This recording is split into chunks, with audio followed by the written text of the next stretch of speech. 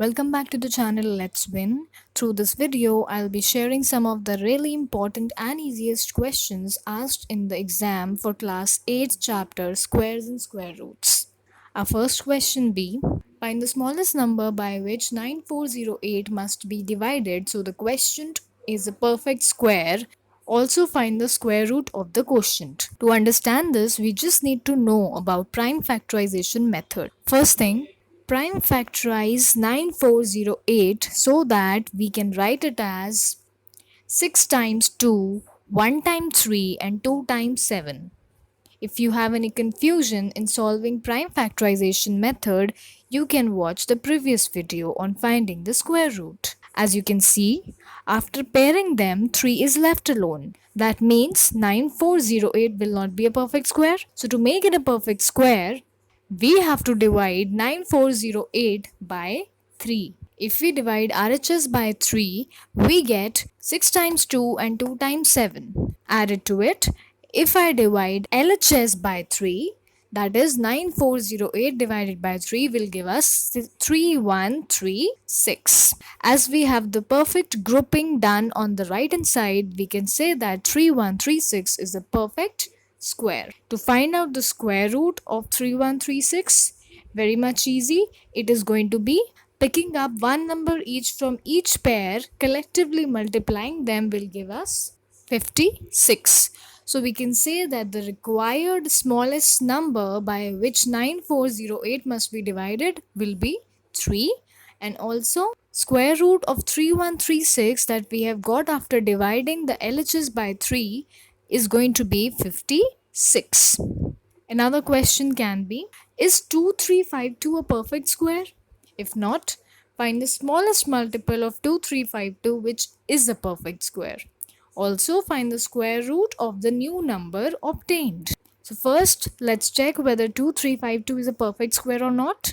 On applying prime factorization on 2352, we can write it as 4 times 2, 1 times 3 and 2 times 7. As we see that the prime factor 3 has no pair, so 2352 is not a perfect square. So if 3 gets a pair, then the number will become a perfect square, clearly. So when we multiply RHS by 3, we get something like this. Further, when we divide RHS by 3, we also have to divide 3 to the LHS to keep it balanced. And on doing so, we get on the LHS 2352 into 3. Now, each prime factor is in the pair on the right side. And what do we have in the left side?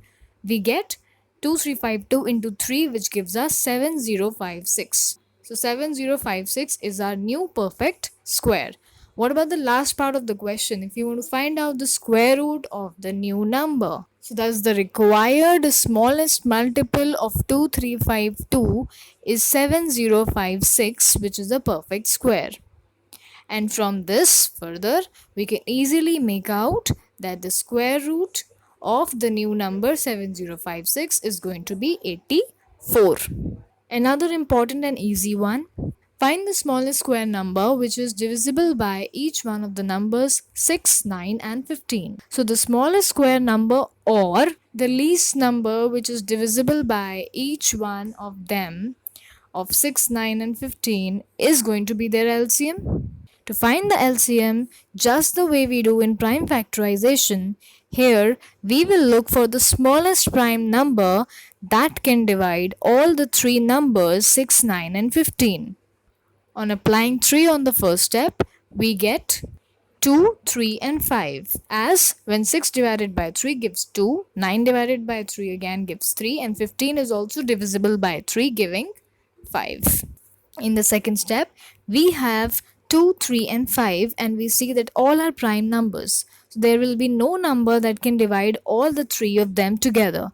So let's take one number at a time. I have taken 3, you may take 2 or 5 also. As we end up at 1, we can write it as LCM of 6, 9 and 15 is equal to 3 times 3, 1 times 2, 1 times 5, which multiplies to give us 90. Now we have to check whether this LCM, that is 90, is actually a square number. What do we do to check the same? Yes, prime factorization that we already have. prime factorization of 90 is 2 into 3 into 3 into 5. This we have already got as we found out the LCM of 6, 9 and 15. So to get a perfect square, each factor of 90 should have been into pairs. So as we see, 90 will not be a perfect square. We see that 2 and 5 are not in pairs. So we need to make pairs of 2 and 5. Therefore, 90 should be multiplied by 2 into 5, that is 10, to make a perfect square. So if we multiply 2 and 5 on the right side, we have to multiply the same on the left side too to keep it balanced. On doing the same, we get the answer as 900. Now, finally, we can say that as 90 is multiplied by 2 and 5, that is 10, the required number is 90 into 10, which is giving us 900. Why? Because when we prime factorize 900, we will get each factor existing in pairs as we did in the previous step. I hope you found the questions easy. If yes, do like and subscribe. Thank you for watching.